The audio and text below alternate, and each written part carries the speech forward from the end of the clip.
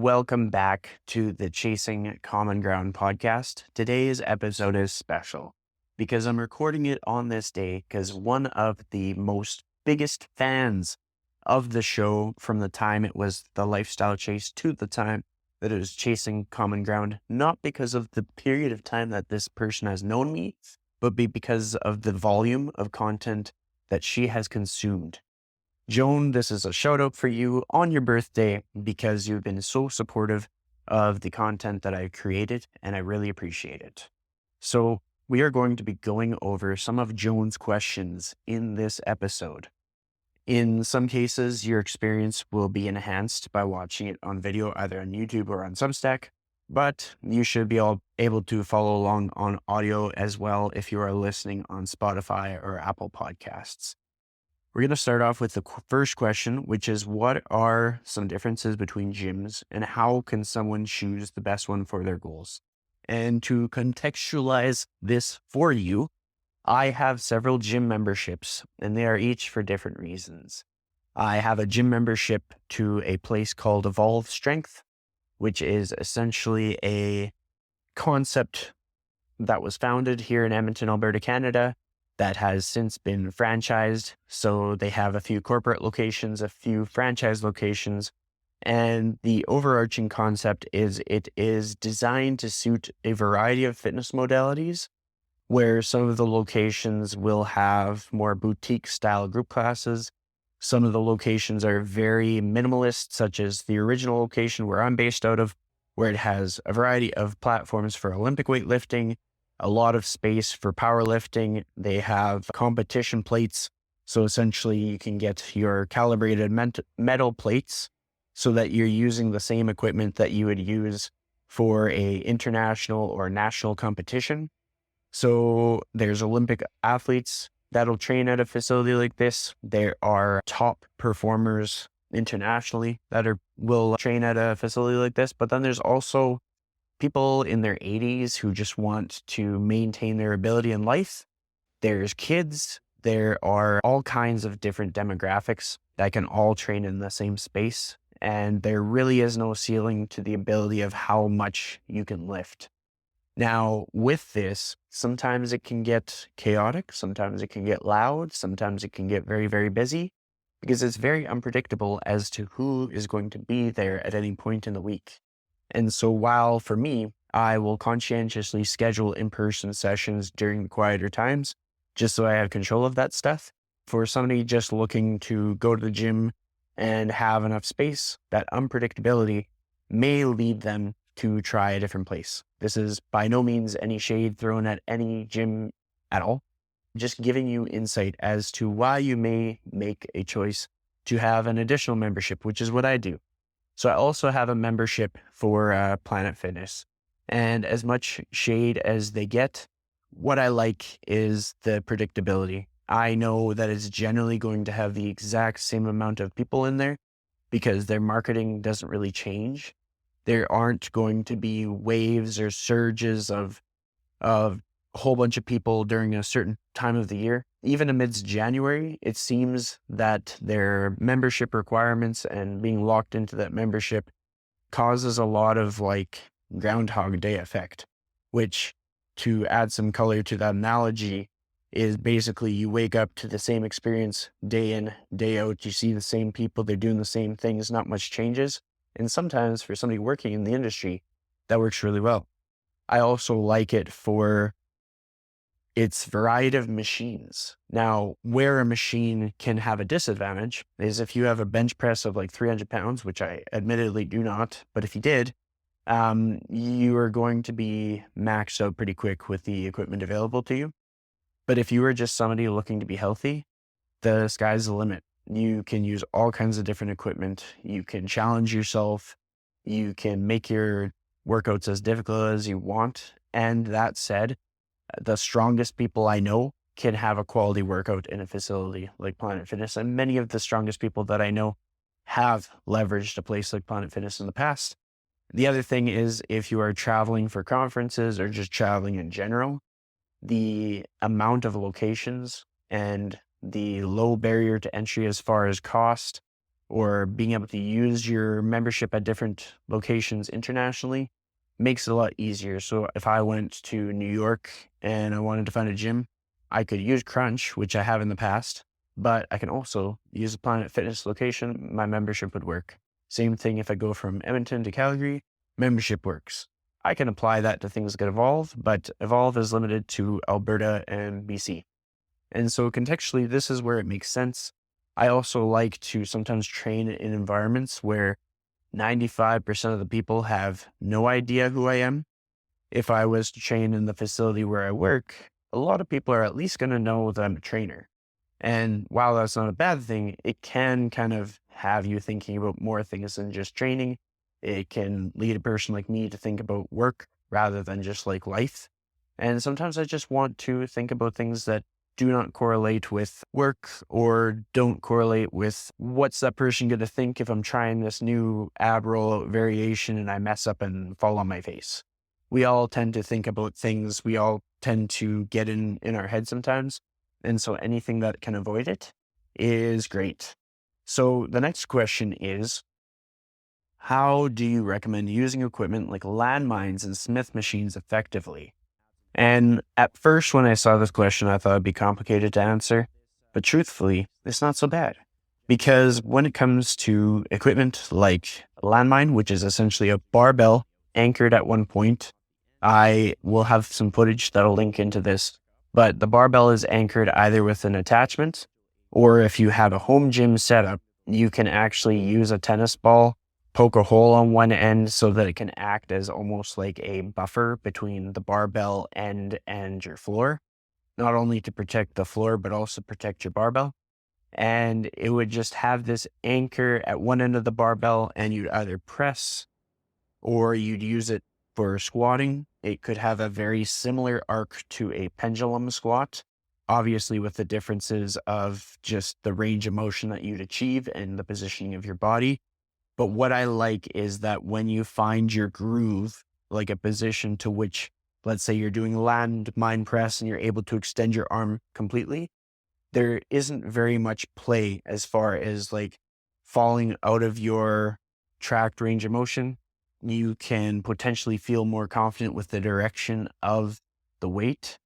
For me, it's just kind of if anything, it's a novelty exercise where it makes it that much more fun, where it looks cool. Sometimes the setup, you can do your landmine press, you can do a 2-arm press, you can do rotations, you can do your squats, all with the landmine. So if you're short on time, you can do a lot of different exercises with just the landmine, especially for people with like home gym setups where they decide they're going to invest in like a couple pieces of equipment. If you happen to have a barbell, some plates, and that landmine attachment that you can secure to like a corner of your basement, then you have a pretty solid gym, because not only do you have the barbell to do like barbell squats, barbell deadlifts, barbell bench press, but you could also do those landmine activities as well, which makes that equipment that much more versatile, where you may have otherwise been thinking about, should I get a cable machine? Should I get this other machine? Should I get a Smith machine?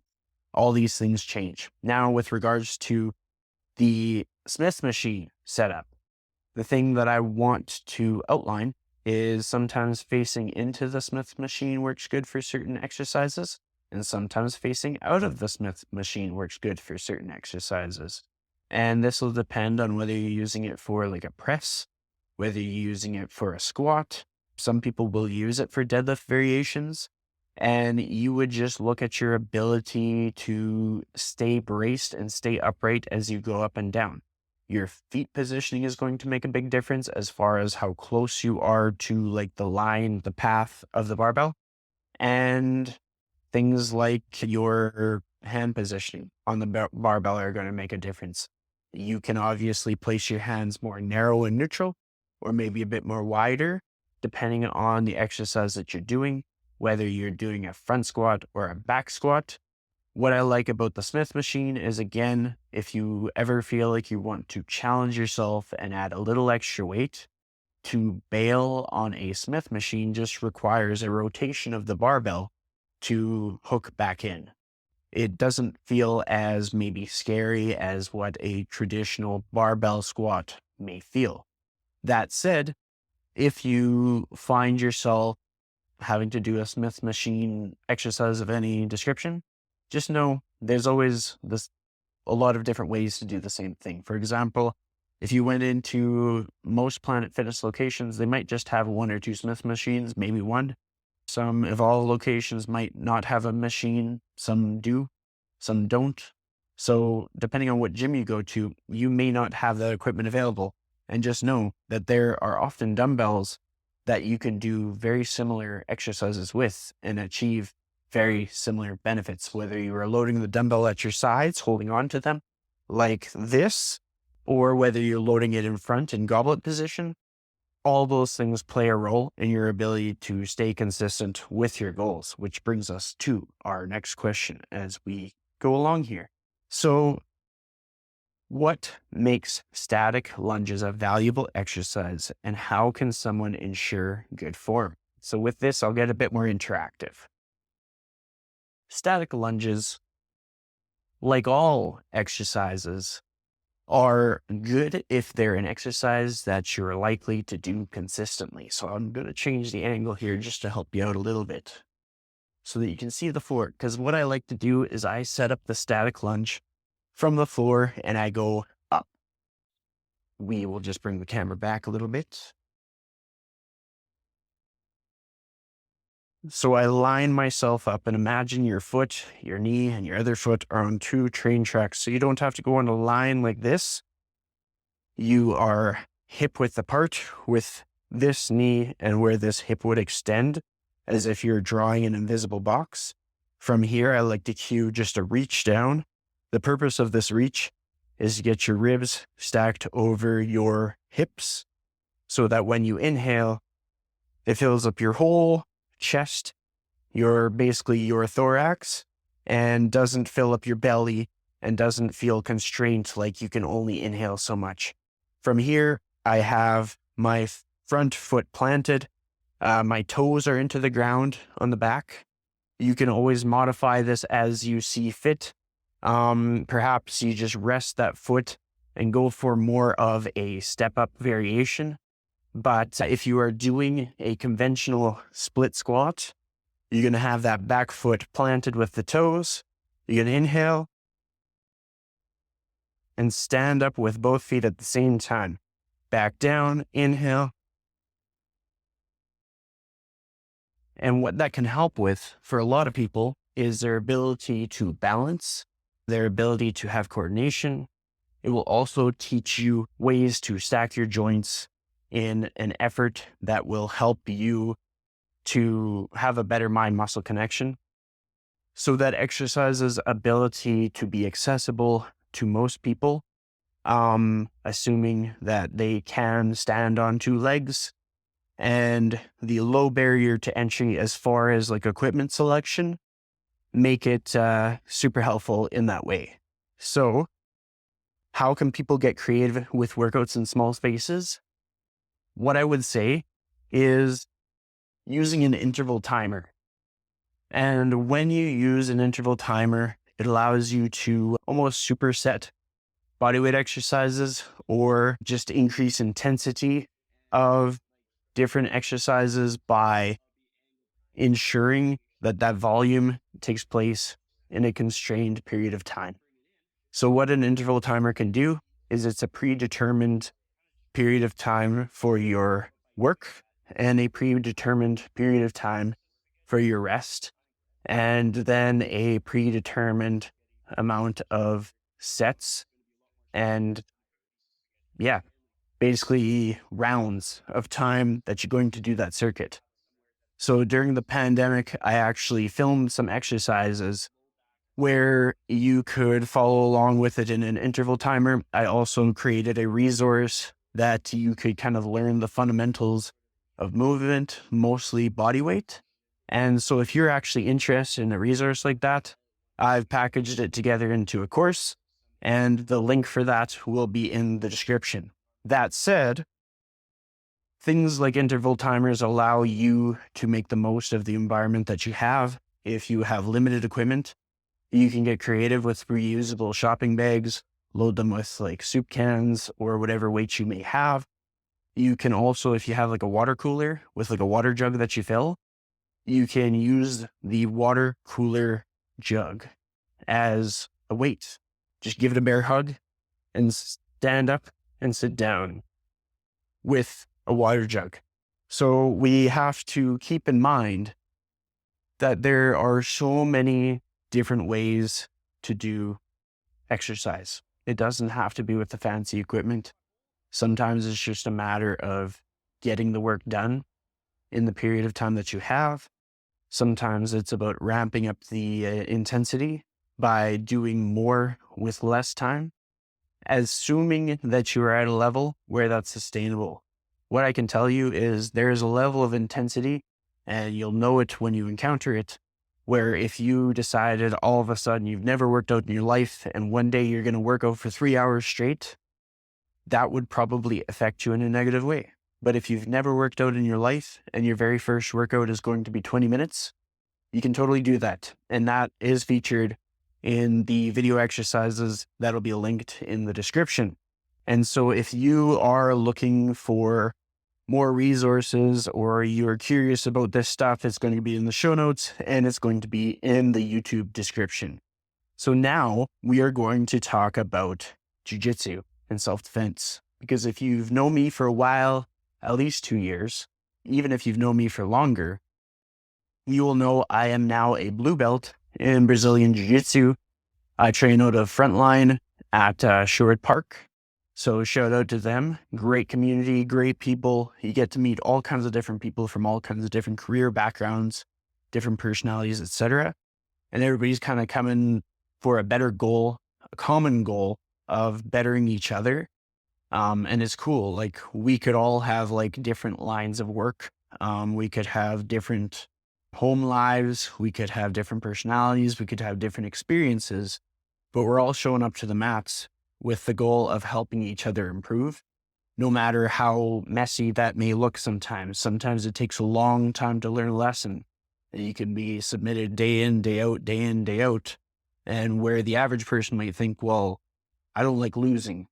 A positive kind of forward-thinking person that understands the value of lessons will just be like, I'm going to go back and I'm going to collect more lessons. I'm going to see how that transfers to the rest of my life. And that's kind of the cool thing about jiu-jitsu, where it comes down to like self-defense, what I would say, because when it comes to altercations or conflict or anything, if we have the opportunity to de-escalate, I think that is really important.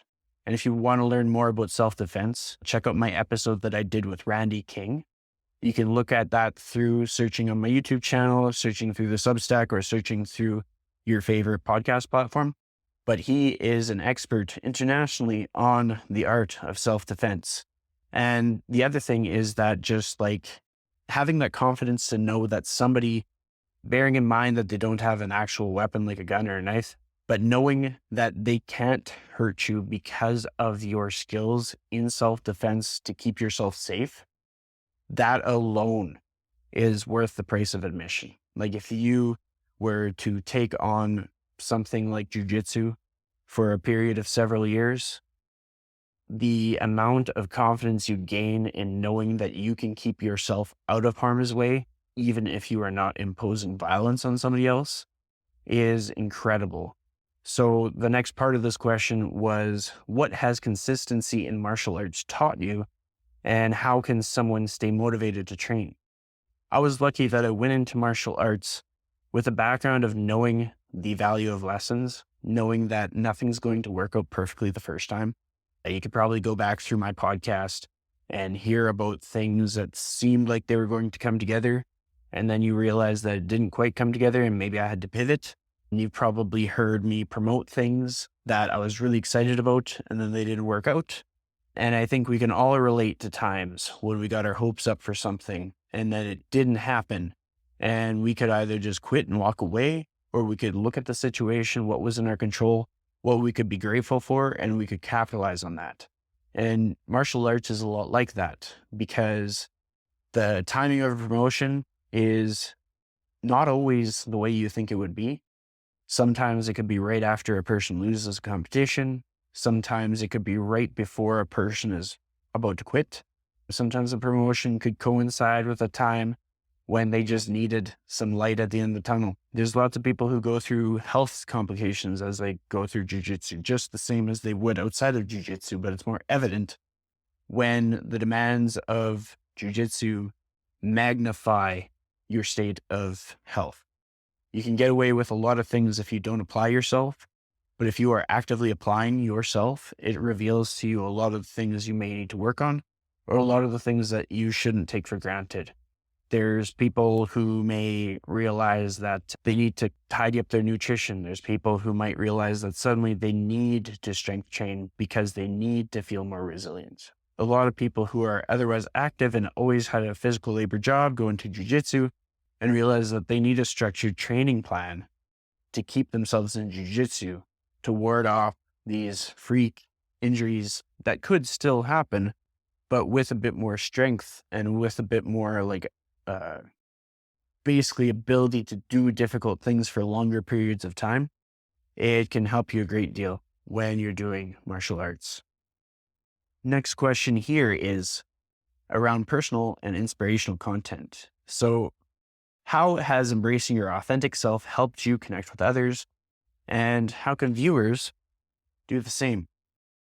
Now, this one is not like glamorous, and it's not straightforward, and it's not the first thing that a person would think when they're thinking about advice that I'd give. But what I would say is be yourself, but know that being yourself requires you to hold yourself to a higher standard.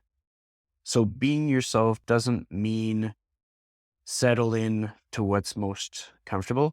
Being yourself sometimes means surrounding yourself with the people who align with you reaching your potential. Being yourself can mean doing scary things consistently, even though that's more uncomfortable than doing the same thing you've always done. Being yourself means having like a North Star as to why you do what you do and why it means so much. For example, there's been a lot of conversation that I've had with people that I help around alcohol. And I try to ensure that I'm not being preachy when it comes to that topic.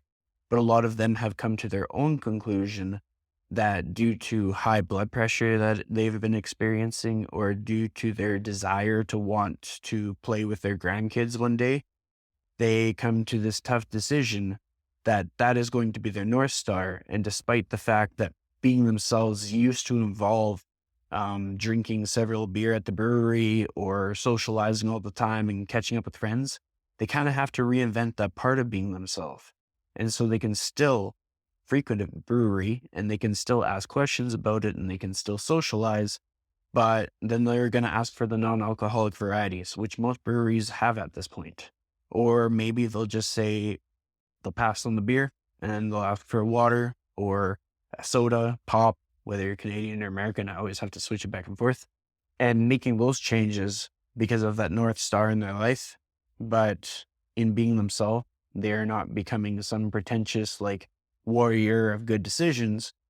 They are more so figuring out what it was about that activity that meant the most to them and being more objective of what's in their body's best interests or what's in their goal's best interests. Like some people, without any hesitation, will say that they'd rather live a life into their mid-30s and just make the most of things than meet their grandkids. And that is absolutely their agency to make that lifestyle choice.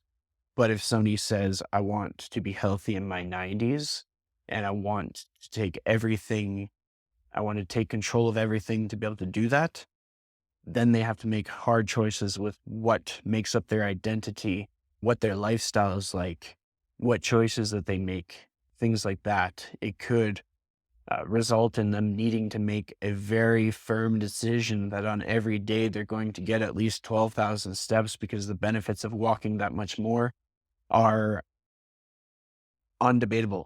Like you can't question whether walking more would be good for you or not, because the research, the evidence supports it being good for you. And it doesn't mean that you have to do it all indoors, doesn't mean you have to do it on a treadmill, doesn't mean you have to be super crazy about it, but does mean that if you found a way to fit more walking into your lifestyle, that you would benefit. And if your goal was longevity and health, then you would be aligned with your goal rather than detracting from your goal while thinking that you were simply being yourself. So that's kind of the nuance of that. And then I am asked in this question list to share a personal story of resilience and the lessons that I've learned. So on the topic of basically learning what being myself looks like, I have learned to be more discerning as to what it is people look to me for. Like, why do people gravitate into my world?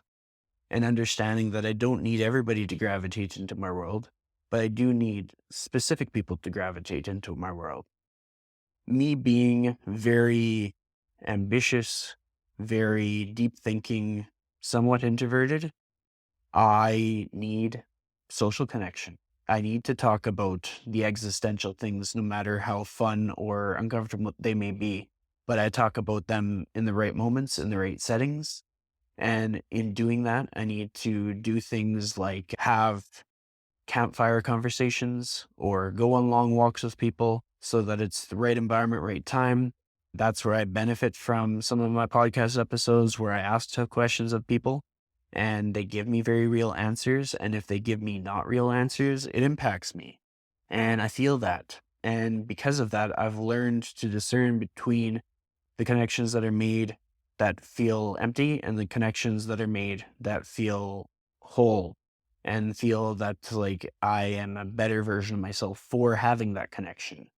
So the lesson comes down to there was a period in my life in my 20s where I felt that I was surrounded by connections. But when I relay what was the formula for that connection, it was largely partying. And so I could connect with anybody if we were at a bar and there was beer. I could connect with anybody if it was a party where everybody was drinking as much as they basically could.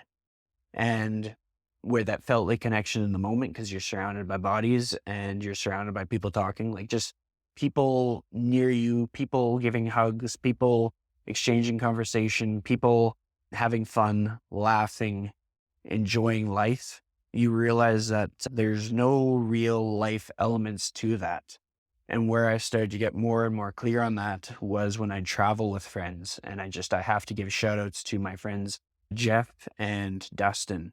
And I know that a lot of Jeff and Dustin's, but these are very particular Jeff and Dustin because they are two people that stand out in my life for encouraging me to go on trips and travel, where I was able to deepen friendships and be able to really understand like why I get along with these people, what it takes to nurture a friendship. Because if you spend every waking hour with a friend, you're going to figure out what tests you, what tests them. You're going to figure out what's important. You're going to figure out like personality quirks and differences and how to complement them rather than amplifying the differences in their personality versus yours. So to be more clear on that, everybody's going to be different no matter how much we like them.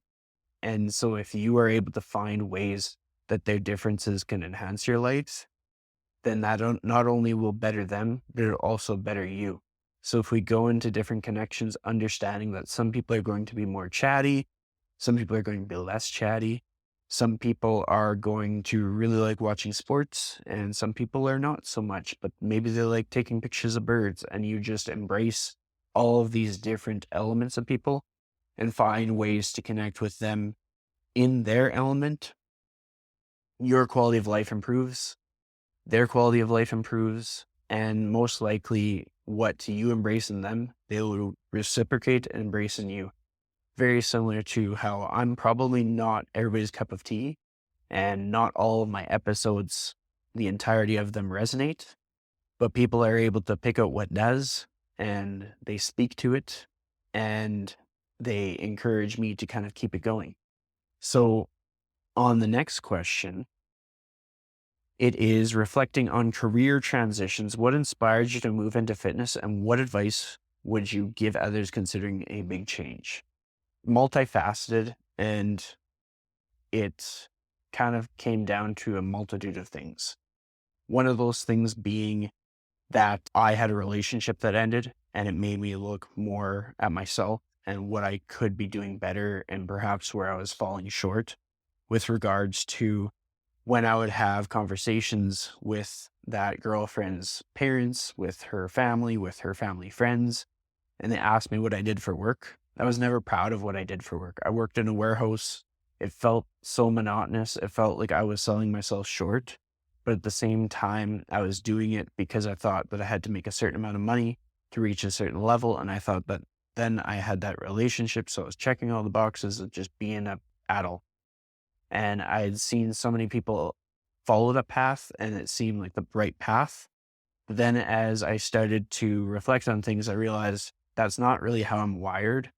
And if I'm unhappy with the work that I do, and if I don't feel a sense of purpose and legacy in the work that I do, it negatively impacts my sense of self and my sense of confidence and my sense of purpose. And it's just this negative snowball that can compound over time and result in like a totally deteriorated quality of life and being a terrible version of myself.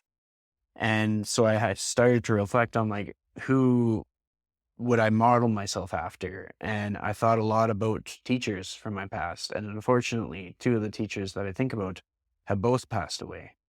One of them was recognized in my podcast where I interviewed his wife. And then another one passed away due to cancer just a few years ago. They are both people that inspired me. I think I have video footage, which I'll include in this, where I was promoting a cancer fundraiser.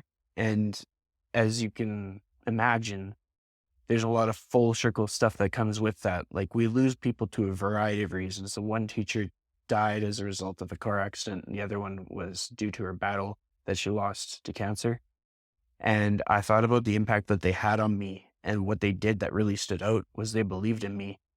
No matter what kind of ridiculous dream that I had, I was thinking of doing film school, and they never questioned for a second. And I really needed somebody like that when I was a kid, and it meant the world that they did that. And I wanted to be that for someone. And by unloading sea containers in a warehouse, that wasn't it. I wasn't doing anything special. I could be replaced in a heartbeat. The aspect of the economy that I was inhabiting was unnecessary. We were a middleman company. We could be replaced like that. It was not essential. It wasn't even practical. It was fluff in the economy that was created just out of convenience, where sometimes you have an essential service and there is no other way to deliver it. The manufacturers of the steel and of the fittings and of the flanges could have shipped directly to the end user, but instead it went from company to company to company to company to company and then to the end user. There was no qualifications. I didn't have any kind of like special ability, special apprenticeship, special skill. And where I probably would have made a better salesman than a warehouse person, I also felt like that wasn't even something I could do, because when I suggested it, it often got shot down. And because of all of that stuff, I realized that I needed to make a change, because if I wanted to be anything like these role models, these teachers of mine, it wasn't going to happen in that warehouse. And so it grew to the point where I hated that job so much that I was willing to do anything, no matter what it took, to never go back again. And so despite the fact that I didn't get hired by about a dozen gyms when I started my fitness career, and despite the fact that the first gym I worked at closed 8 months in, and then after that, the pandemic happened and shut down all the gyms and made it so that the only way I could train people was in a park where we were like 3 meters apart from each other. Despite all of that, and the fact that a lot of people told me to leave the industry and go get a teaching degree or go back to the warehouse with zero hesitation. They didn't even think about how working in a warehouse made me feel. It was just a matter of people not seeing the potential of who I could be if I really applied myself. And then I realized in that path, in that journey around the time of 2019, 2020, that if anybody was going to believe in me, it had to be me. And so, all that to say, if you feel this similar sense of just deadness in your career and you really want to make a change, then the only person that's going to matter in believing in you, even if you have an absolutely amazing, stellar support network around you, the only person that's going to matter in believing in you is you.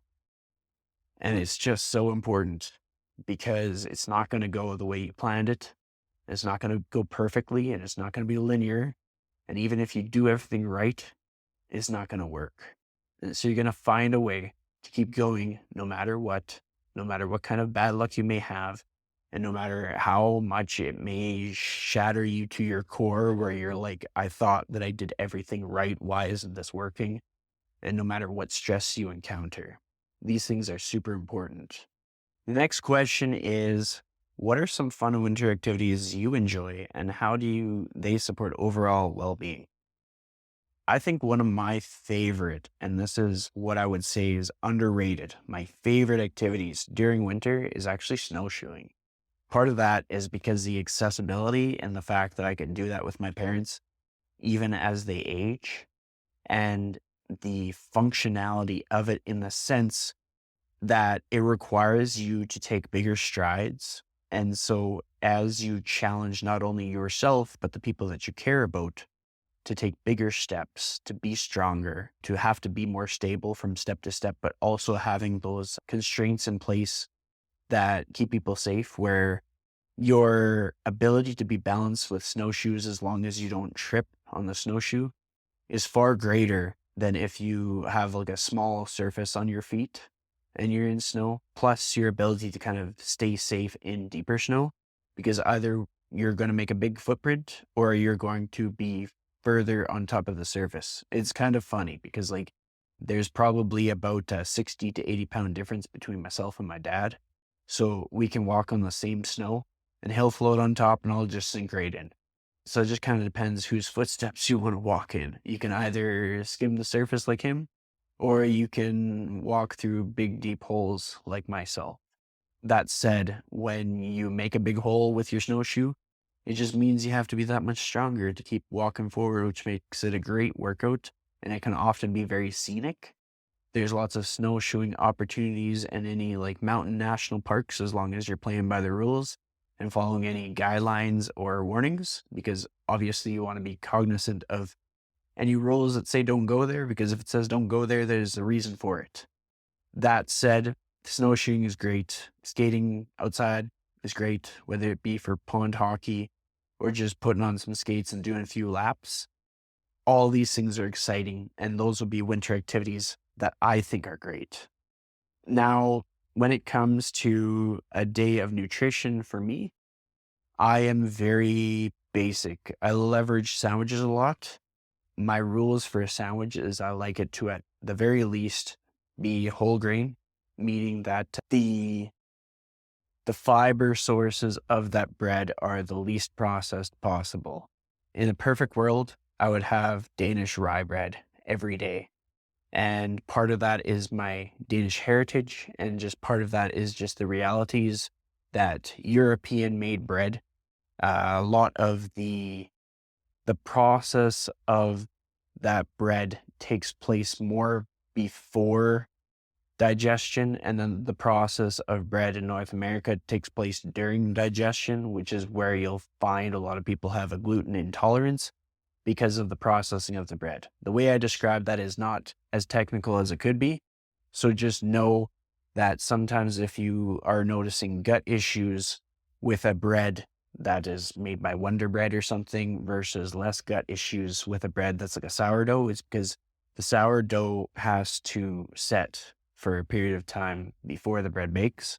Whereas something like a generic Wonder Bread product, they can make that very quickly because most of the fermentation happens in your stomach, which for some people is fine, and for a lot of people, it can react negatively for them.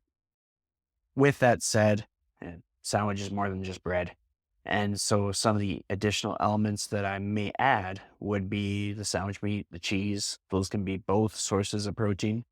As far as sandwich meat, if you really want to get diligent with your nutrition, you could do something along the lines of a rotisserie chicken and just tearing it up. You could get even your own meat slicer so that you could do slices of like a lean turkey and just have like little shreds of meat. Then you don't have to worry as much about like sodium content or potential preservatives, stuff like that. That said, I don't think it's worthwhile to fearmonger around your standardized typical sandwich meat.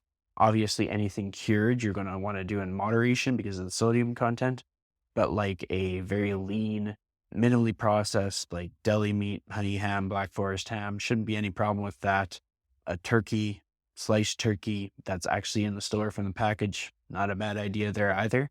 Just be cognizant of the nutrition labels and how that could impact your daily intake of things like sodium, and just know that too much of anything isn't good. But also start to look at like what portions would you need to hit your protein goal for that meal? Because where some people might put like one slice of deli meat into their sandwich, that might just be a drop in the bucket for hitting their protein goal. And they might have to add in like a protein bar with that, or maybe they'd add in some pepperoni sticks or something like that. Whereas if you're tight for time and you just want to have one item for your meal and you want to cut back on additional calories, you could do 4 slices of deli meat into that sandwich plus your piece of cheese. And most likely that would put you in the range of 30 to 40 grams of protein for that sandwich, which when you scale that out to 3 meals, for a lot of people that can at least get them closer to the protein goal for the day.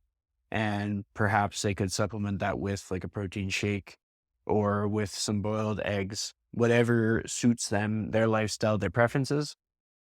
The other thing is I do eat a lot of eggs. Generally, I'll just have them scrambled. Sometimes I'll get creative with my baking. Recently, I made some bran muffins where I took a muffin mix. I added some zucchini from the summer from the garden, my parents' garden. And then I added 4 eggs instead of 1 egg as the recipe called for. And I just mixed it to a consistency that was easy for putting into the muffin tins and not too runny. That in mind, just know if you make a recipe runny, but that is coming from the eggs, it's probably going to come out fine. It's just going to be a little bit more eggy than maybe you had initially anticipated. You can offset this with like different spices like cinnamon, nutmeg, stuff like that, if you are looking to give it that sort of like baked good essence. So just keep in mind, you can get creative with the chemistry of your recipes to hit your goals in that way. Next topic here is community and events. Why is community involvement important to you, and what are some ways others can get involved? I've always received a lot of support and mentorship and being a mentor as well from being involved in various communities, whether they be in like the business community, the fitness community, the geographical community. I've watched my parents benefit similarly within their church community. And if you don't have a church community, I think it's important to find a community that kind of resembles a church community where you're thinking about more than just yourself, where old people and young people can come together, where there's a mission beyond just like personal gain, and where you can have tough conversations where when you maybe have to go to the hospital, so even if you have like a church community, I think that's a great one. But I try not to fit anybody into a box because there's so many different ways that we can express faith and religion and stuff like that. And I hope that people of all backgrounds and faiths feel some resonance with how I talk about things. And so I would say just find things that suit you. For me, the entrepreneurial community suits me well because of my ambition and my big ambitious goals. For other people, that's not their cup of tea, and they might be more driven to be part of like a sports community or part of a networking community related to their industry. Maybe it's like the carpenter community, stuff like that. And key moments in my personal growth journey that might inspire others, I would say when I wasn't able to get my first job at a gym. And so I connected with some friends who owned a bar, and I asked if I could host a group fitness class in their bar. And so during the hours that the bar would have otherwise been closed, they helped me clear out a space that was usually their dance floor and they suggested I collaborate with another more established trainer just to make sure everything went smooth. And that was my first iteration of a group strength class that wasn't a spin class because I was already instructing spin. That's the first opportunity I got to be able to gain some experience that I could then apply on my resume to gyms that were looking for people with experience. What I would say though is if there's a gym owner watching this, bet on people, don't make them have all this experience before they even work with you because they got to get experience somewhere, right? This next segment, we're going to talk about aerial and travel content. So I'm going to tell you about two different places because one I have drone footage and one I don't, but I think I might have some other GoPro footage. So we'll see what I can dig up. But my favorite place that I've visited and what it taught me, the first one I want to call out is Hawaii. Also Costa Rica, we'll toss that in. And the things that those trips have taught me were the ability of taking a leap and like what it can do for you. And then also the importance of connection in life, because if you're just doing the 9 to 5 grind and you're not having these trips with friends where you're sleeping on beaches, where you're not sure about everything, but you're just going to figure it out together, where you are going to go somewhere new, not because you know what to expect, but because you know that going somewhere new is good for you. All these things are valuable in your personal growth. And throughout all seasons of life, I think there's lots of different dynamics to make this happen. When you're younger, you might make these plans with friends. When you're older with your family, you might make these plans with like parents or siblings or kids or cousins, etc. Which is a great segue because I've been to Denmark twice. And the first time I went was with my parents, and I got to meet a lot of like second cousins and like my mom's cousins for the very first time. Some of them I was meeting for like the second time because they had come to Canada first. And I was able to get better acquainted with just so many different relatives and kind of see the commonalities and see perhaps like some of like the traits that rang through from generation to generation, or just the common ground that we had, even if we weren't that related. And I was able to learn from different cultures and learn all the things. Like that's when I first understood about spelt, which is just a different way of creating the things that go into bread. It's more nutrient dense than your flour that you might be used to.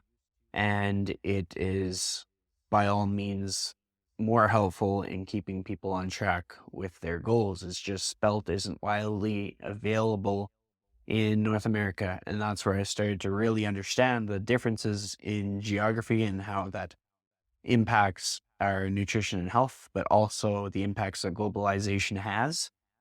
Because there's a lot of books that go into the fact that like societal influence on different countries can also impact the demand for different foods, where you might look at a nation like Brazil, where a lot of their food would be very nutrient dense, very filling, perhaps maybe bland in comparison to what a person might see on the TV and billboards in the US, but it's what has worked for them. But then somebody gets on TikTok and they're influenced by all these different people and they see a video of somebody eating a certain product. Maybe it's like a fruit roll up, or maybe it is like a certain cereal. And it's by no means to demonize those things, but it's kind of the influence of seeing somebody that you admire doing something and then you doing it too. And then when you can't find it in your country and you're demanding for it, then all of a sudden all these real retailers are going to bring it to market. And when you're having one thing instead of the other, it results in the other thing no longer being viable from an economical standpoint. And so in traveling, I got to see like what difference it can make when you market the right things properly. And from a zoomed out standpoint, if you want to impact change, you basically have to reverse engineer following the money. A lot of things trace back to the influence that money influence has. So if somebody is able to make a profit from cereal, then cereal is probably going to be a mainstay for a lot of people. But if somebody is able to make a profit from chicken, chicken is going to be a mainstay for a lot of people. An example being that Costco has a lot of healthy products and they found ways to make profits from that, whether that be from the capacity to which they can order things because of their multitude of locations, or their ability to save money on marketing because their membership structure brings people back in without giving them a reason to come back in other than the fact that it's Costco. There's jokes that people make that Costco brings people back in based off their $1.50 hot dogs, and that may be true. And then when they're in there, there's a lot of variety of items that people can get that are in alignment with their health goals. Whereas if you had chosen maybe a different store, there might not be the same variety. Let's choose gas station, for example. Trying to find healthy choices based off the limited selection of a gas station is not going to be that easy. It's not impossible, but you're going to be left with maybe limited fresh fruit, an abundance of processed options, or options that have like an extended shelf life because they need to, because it's a gas station. On occasion, you're going to have some freshly made sandwiches, so that could be an opportunity to capitalize on. You're often going to have protein shakes or some equivalent, some protein bars, and there's usually going to be some beef jerky, which I think is an underrated item. And also, we can't neglect how powerful water is.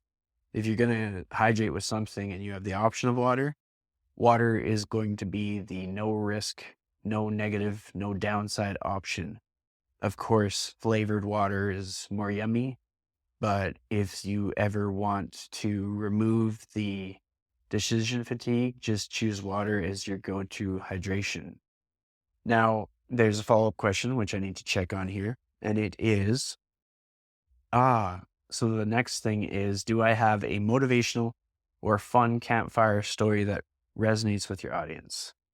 I'm just going to kind of share a little snapshot of my past life when I used to be a camp counselor for 4 summers. And the reason I'm highlighting this is how essential that was into who I became as a person, because that was the first example of me understanding that I could be myself and that I'm a little bit weird and that I'm a little bit creative, but in doing that, I could achieve great things. And so it's what allowed me to not compare myself too much with other people. And in today's world, a lot of fitness professionals will look at another fitness professional and they'll be like, I need to do what they're doing because they're successful. So if I do exactly what they did, I will get exactly what they got. But I was able to really understand how everybody is very unique and different. And if we tried to be someone that we're not, then it's not going to work the way that we may have wished it to work. And so we might as well be the best version of ourselves. And albeit that may be a version that includes quirks and things that aren't perfect and things that require a bit more patience from people. But if we are ourselves, then we'll be able to go the furthest in life. And so the campfire story that I'm going to share with you is quite often we would do these campfire skits. And we had a lot of funny things that we did. There was different campfire songs that we would make, whether we just made up the words or used words that already existed. Maybe we'd use like classic campfire songs. Maybe we'd use a popular pop song and rewrite the lyrics. And sometimes we would just use the pop song as is because it was just something that made the kids think that we were cool, like we were rock stars. That was kind of a cool feeling. But one of the things that I was very much known for was the Oreo, Oreo, Oreo cookie song. And the way this worked is you would say like the main line, and then every time you repeated it, you get louder and louder and louder and louder. And I just loved being as loud as possible. And I felt like there was no limit to how loud I could be. Even if I lost my voice for like the next week because of it, it just felt so worth it. And there was like another counselor that had been super loud herself and I out louded her. And so she basically gifted me with that title of being the guy that does the Oreo cookie song. And so it went like this. It was like Oreo, Oreo, Oreo cookie. Ooey gooey, ooey chewy in my tummy wummy. Oh, how I love that Oreo cookie. And then I rip off the top and I lick out the middle. And then it circled, it repeated and repeated and repeated. And I think I might have butchered the way that I said that, but that was the main formula of it.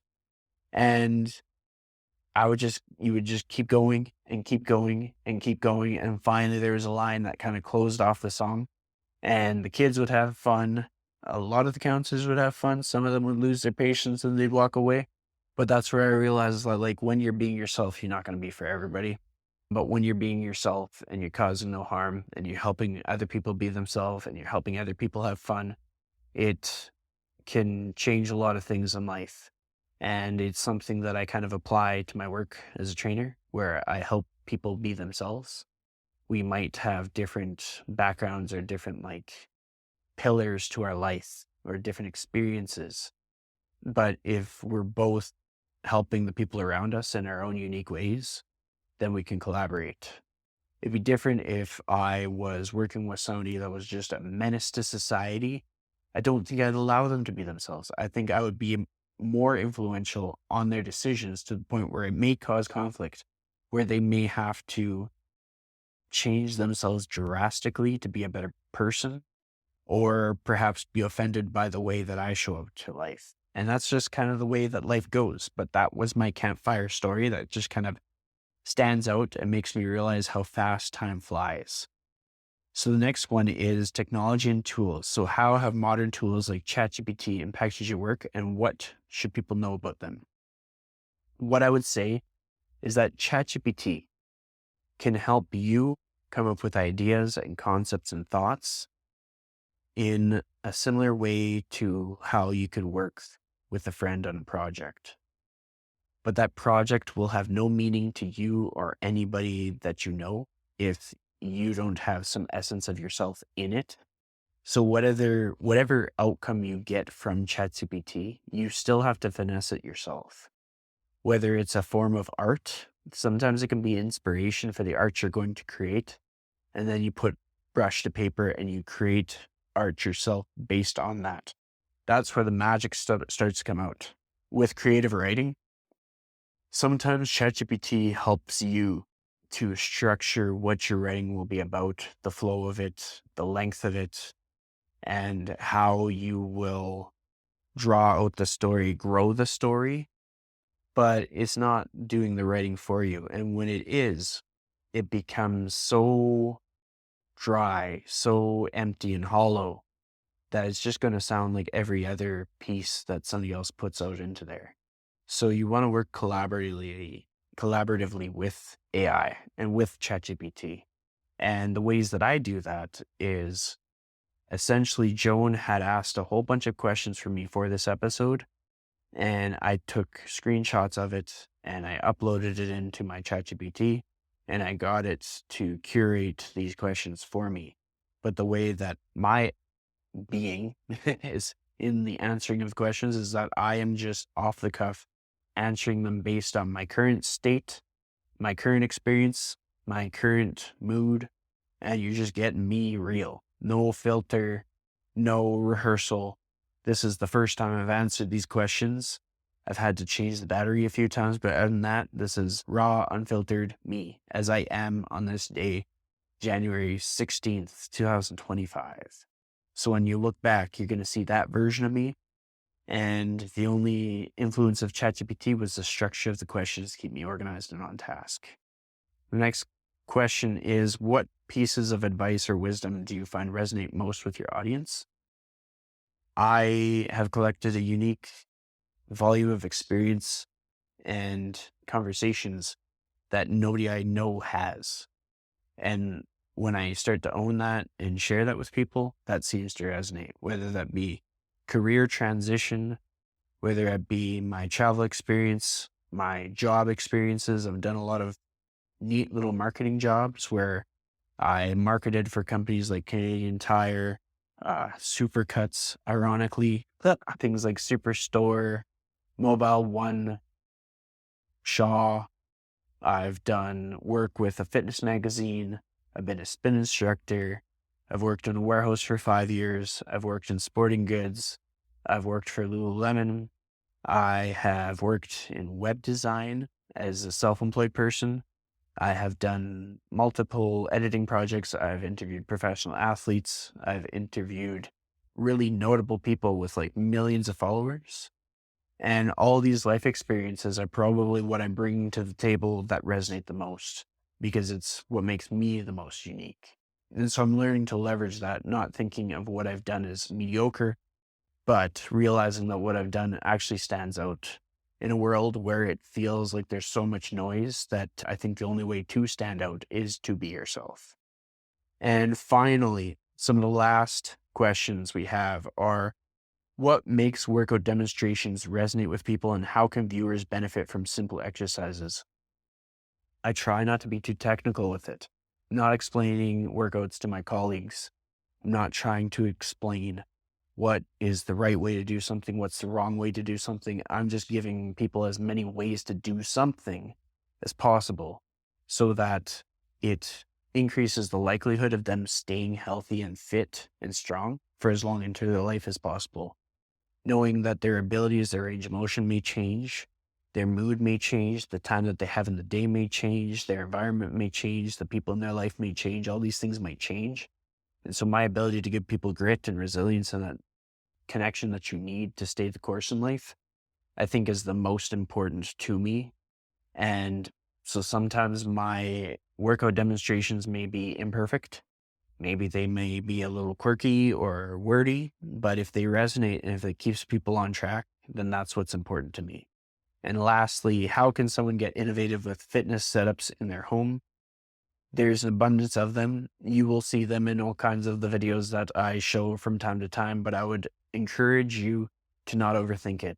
Look for something heavy and use that. Even if it's a matter of like hugging that water jug, standing up, sitting down, or investing with 2 dumbbells, starting somewhere, getting 2 dumbbells that are maybe like 10 pounds each or 5 pounds each, depending where you're at in your fitness journey, or even just putting together some stuff with some lumber and getting creative in that way. If you are crafty or if you know somebody who's crafty, get creative. Start making your stuff that way if money is constraint. And if money is not a constraint, then there's lots of cable attachments. There's lots of very low profile equipment. For me, I have my Echo bike, which is a fan resistance bike, which just allows me to keep my conditioning in check, whether it's raining, snowing, cold, warm, no matter what the weather is, I have just fewer excuses. But with that said, this has been a really special episode, and I hope that you've enjoyed it. And if you have, definitely support me by subscribing on YouTube. You can also follow me on Substack. You can subscribe there too, where you'll get the episodes emailed to you. And rate me 5 stars. Leave a comment if you have any questions. And thanks for listening or watching. We'll catch you on the next one.